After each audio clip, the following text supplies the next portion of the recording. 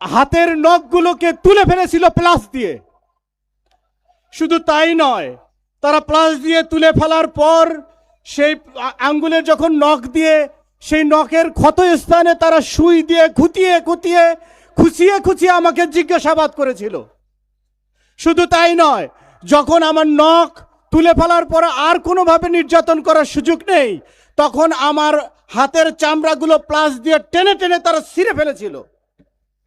প্রিয় বন্ধুরা, আমরা সেই সময়ের আয়নাঘরের এই স্মৃতিগুলো, আমরা যখন এরকম নির্যাতনের মুখে, যখন আমাদেরকে বিদ্যুতের শক প্রত্যেক দিন দেওয়া হয়েছে, আমরা যখন জ্ঞান হারিয়ে ফেলেছি বিদ্যুতের শকের কারণে, আবার যখন জ্ঞান ফিরে পেয়েছি, পানি চেয়েছি, তখন তারা আমাদের মুখে পেট্রোল ঢেলে দিয়েছে। এই হায়নারা আমাদের উপরে সেই বর্বরোচিত নির্যাতনগুলো করেছে। আপনারা রংপুরের মানুষ, আমার বাড়ি রংপুরে হওয়ার জন্য আমি জানি, আমাদের এলাকায় একসময় চোর ধরা পড়লে তাদেরকে বাঁশডলা দেয়া হতো। আপনারা চিনেন কিনা বাঁশডলা জানেন? সেই বাঁশডলা, আমি একজন বিশ্ববিদ্যালয়ের শিক্ষক, আমি কি অপরাধ করেছিলাম?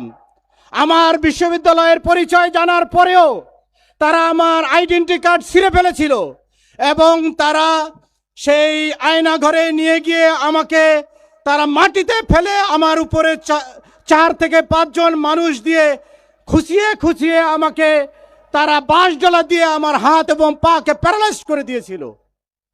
প্রিয় ভাইরা, শুধু এটাই নয়, তারা এক পর্যায়ে আমাদেরকে তাদের কাছে রেখে শীতকালে যখন আমরা তাদের আয়নাঘরে থাকতাম, সে আয়নাঘরের জায়গাটা ছিল অনেক ঠান্ডা, আমাদের পরন থেকে সকল কাপড় তারা খুলে ফেলেছিলেন।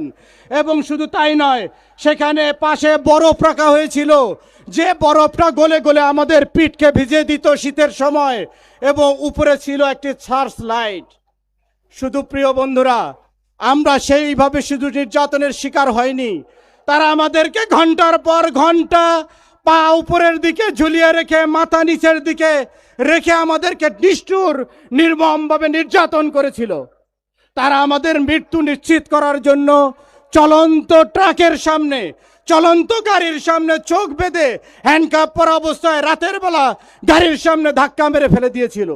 প্রিয় বন্ধুরা, আমরা যখন এই অবস্থায়, এই হাতের নখ নেই, এই আমরা যখন আমাদেরকে এই অবস্থায় যখন 6 মাসের সাজা দিয়ে জেলখানায় পাঠিয়ে দেওয়া হয়েছিল, আপনারা এদেশের কোরআনের পাখি আল্লামা দেলোয়ার হোসেন সাঈদীর নাম জানেন তো?